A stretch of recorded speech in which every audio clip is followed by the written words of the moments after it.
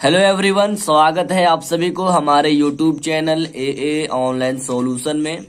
तो आज मैं आपके सामने लेकर आ चुका हूं क्लास 10 सामाजिक विज्ञान का मोस्ट इम्पॉर्टेंट क्वेश्चन। थोड़ा सा मैं वीडियो को स्टार्ट करने से पहले थोड़ा सा मैं आपको बताता हूं, ठीक है।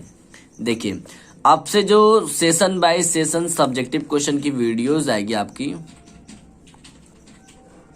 है ना। सेशन बाय सेशन अब सब्जेक्टिव क्वेश्चन की वीडियोज आएगा, तो आपसे रिक्वेस्ट है कि अपने कॉपी में जो है इन सारा क्वेश्चन को जो है नोट करते जाओ, क्योंकि देखो एग्जाम निकट है और आपके पास सिर्फ अभी 2 ही महीने बचे हैं, 2 ही मंथ बचे हैं और 2 ही मंथ में आपको सब्जेक्टिव की तैयारी करना है ना। तो अगर आप तैयारी करना चाहते हैं तो यहाँ से जितना भी मैं आपको क्वेश्चन प्रोवाइड कराऊंगा सारा क्वेश्चन कॉपी में नोट करना है ना। अब देखो यहाँ से मैं लगातार 1 महीना तक लघु उत्तरीय दीर्घ उत्तरीय का क्वेश्चन आंसर दूंगा और एग्जाम के 20 दिन पहले या 15 दिन पहले मैं आपको सिर्फ एक क्वेश्चन दूंगा गेस करके, आंसर नहीं दूंगा। आंसर इसी से मिलेगा जो आप कॉपी में नोट करोगे, ठीक है। तो समझ चुके होंगे आप लोग। चलिए स्टार्ट करते हैं वीडियोस को। तो आज की वीडियो का पहला नंबर सवाल है, काफी इंपॉर्टेंट क्वेश्चन है, एग्जाम में लगातार पूछा जा चुका है। वीडियो को दिल थाम तक देखिएगा। इसमें जो है ना हम जो है आपको एक क्वेश्चन देंगे जो काफी आसान है और सभी को बताना है। ओके, देखता हूं कि कौन कौन बता सकते हैं, तो एंड तक बने रहिएगा, मैं लास्ट में पूछूंगा उस क्वेश्चन को। पहला नंबर सवाल देखिए, अक्टूबर क्रांति पर एक संक्षिप्त नोट लिखे या अक्टूबर क्रांति क्या है। दोनों सवाल एक ही है, आपके एग्जाम में सवाल को घुमा कर पूछेगा, लेकिन उसका आंसर एक ही होगा। जैसे मैं आपको दिखा रहा हूं ना, अक्टूबर क्रांति पर एक संक्षिप्त नोट लिखे या अक्टूबर क्रांति क्या है, तो दोनों का आंसर एक है, मैं समझता हूं, ठीक है। देखो दोनों क्वेश्चन जो आपको दिख रहा है अलग अलग क्वेश्चन है, तो दोनों में से क्वेश्चन एक ना एक क्वेश्चन आ चुका है एग्जाम में। ये भी क्वेश्चन इस प्रकार आया है और अक्टूबर क्रांति क्या है, दोनों, है ना। तो आप समझ लीजिए इसका आंसर एक ही होगा। अब जानते हैं इसका उत्तर क्या है। तो उत्तर है कि लेनिन ने अपने बल प्रयोग द्वारा केरेंस्की सरकार को पलट देने का निश्चय किया। लेनिन जो है अपने बल प्रयोग के द्वारा केरेंस्की सरकार को पलट देने का निश्चय किया। जैसे कोई पार्टी दूसरे पार्टी को पलटने का निश्चय किया ना, उसी प्रकार। उसके बाद सेना और जनता दोनों ने साथ दिया। मतलब अगर मैं आपको इस क्वेश्चन को अच्छे से समझाऊं तो केरेंस्की समझो एक घोटाला टाइप का आदमी है, ठीक है, और लेनिन कुछ अच्छा है और उस देश में लेनिन अच्छे करने के लिए आया है। तो केरेंस्की घोटाला टाइप का है, उसके साथ ना सेना साथ देगा ना जनता साथ देगा। तो लेनिन जो है अपने बल प्रयोग के द्वारा केरेंस्की सरकार को पलट देने का निश्चय लिया है। तो जाहिर सी बात है कि सेना और जनता दोनों उसके साथ देंगे, है ना, अच्छाई के साथ देंगे सेना और जनता। अब उसके बाद कहता है कि 7 नवंबर 1917 को बोल्शेविक ने पेट्रोग्राड के रेलवे स्टेशन, बैंक, डाकघर, टेलीफोन केंद्र, कचहरी, अन्य सरकारी भवनों पर अधिकार किया, है ना, अधिकार लिया। अब देखिए 7 नवंबर 1917 ईस्वी को बोल्शेविक ने पेट्रोग्राड के रेलवे स्टेशन पर और बैंक, डाकघर, टेलीफोन सभी जगह जो है अन्य सरकारी भवनों पर जो है अधिकार कर लिया। उसके बाद केरेंस्की रूस छोड़कर जो है भाग गया, है ना। जब उस पर जो है बल प्रयोग के द्वारा केरेंस्की को पलट देने का निश्चय लिया है और जब जनता भी साथ देगा सेना भी साथ देगा तो कैसे नहीं भागेगा, ठीक है। तो वो जो है केरेंस्की जो है रूस छोड़कर भाग गया। उसके बाद कहता है केरेंस्की रूस छोड़कर भाग गया। इस प्रकार रूस की महान नवंबर क्रांति, जिसे अक्टूबर क्रांति के नाम से भी जानते हैं। अब यहाँ पर आपको समझना है, नवंबर क्रांति को हम लोग जो है अक्टूबर क्रांति के नाम से जानते हैं। और उसके बाद कहता है कि नवंबर क्रांति संपन्न हुई। अब शासन की जो बागडोर है वो यानी कि लेनिन के हाथों में आ गया, ठीक है।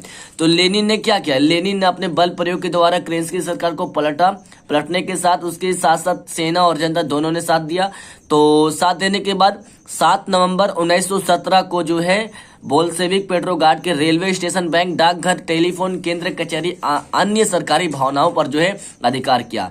तो अधिकार जब किया तो केरेंस्की जो है रूस छोड़कर भाग गया और इस प्रकार जो है रूस में जो है लेनिन यानी कि रूस की जो महान है नवंबर क्रांति संपन्न हुई। और आप तो जानते हैं जब केरेंस्की हार गया है, लेनिन वहां का सरकार बन गया है, तो सब जो बागडोर होता है उसके हाथों में आ गया है ना। तो बस छोटा सा आंसर है, दोनों क्वेश्चन एक है, समझ लेना, ठीक है। अगर एग्जाम में ये आए तो यही वाला आंसर लिखना, ये नहीं कि सर आपने ये तो पढ़ा ही नहीं है याद से, ठीक है। चलो अगला क्वेश्चन देखिए।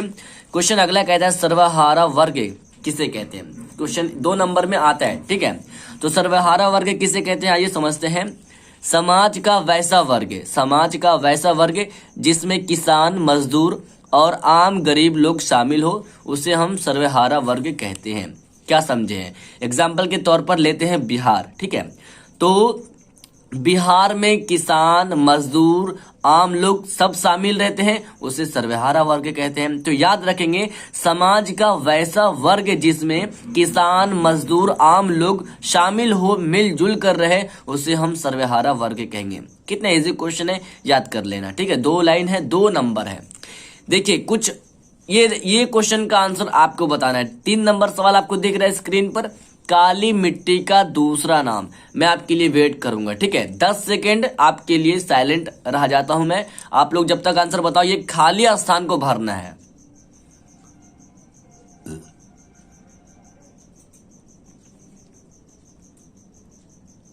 Very good. देखिए काली मिट्टी का दूसरा नाम, आप यहां पर रेगुर मिट्टी भी दे सकते हैं, है ना, जो कि काफी खास आंसर है। याद रखेंगे, ऑब्जेक्टिव के रूप में पूछा जाता है। ओके, काफी इंपॉर्टेंट क्वेश्चन है। देखिए अगला क्वेश्चन कहता है सागर सम्राट क्या है। सागर सम्राट क्या है? उत्तर कहता है सागर सम्राट मुंबई हाई पेट्रोलियम उत्खनन क्षेत्र में कार्यरत एक जलयान है।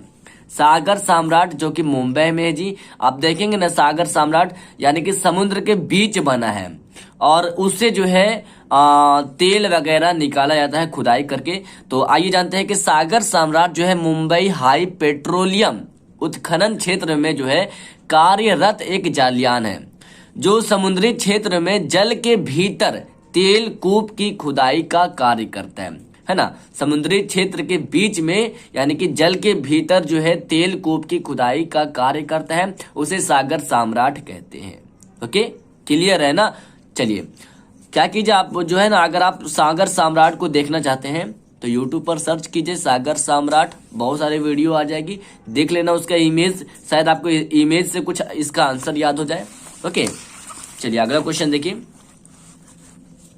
अगला क्वेश्चन कहता है जी उदारीकरण को परिभाषित करें। क्वेश्चन इंपॉर्टेंट है, देखो ये वाला क्वेश्चन, ये प्रश्न आपके लिए, छुपा देता हूं इसे, ठीक है, इसके बाद में आपको दिखाऊंगा, हड़बड़ाना मत। चलिए उदारीकरण को परिभाषित करें, 5वां नंबर सवाल का आंसर बताएंगे, सॉरी इसको मैं आपको समझाऊंगा। तो देखिए उदारीकरण क्या है।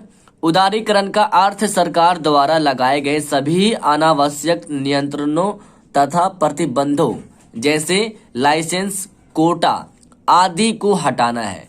आर्थिक सुधारों के अंतर्गत 1991 से भारत सरकार ने उदारीकरण की नीति अपनाई। अब यहां से समझेंगे, ये जो लाइसेंस कोटा का जो नियम लगा है वह 1991 ईस्वी को भारत ने उदारीकरण की नीति अपनाई। कब? 1991 ईस्वी को।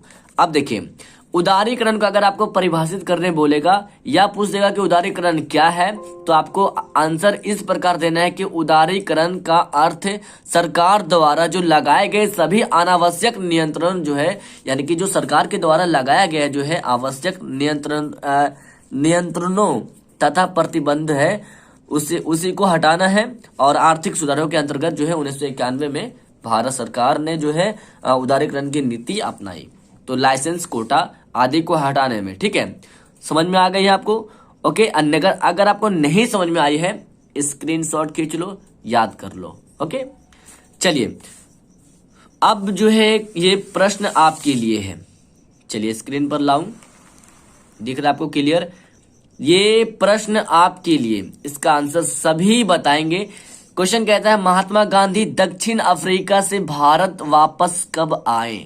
वीवीआई क्वेश्चन है, एग्जाम में मिलेगा देखने के लिए। ओके, क्वेश्चन आया हुआ है, मॉडल पेपर का भी क्वेश्चन है ये।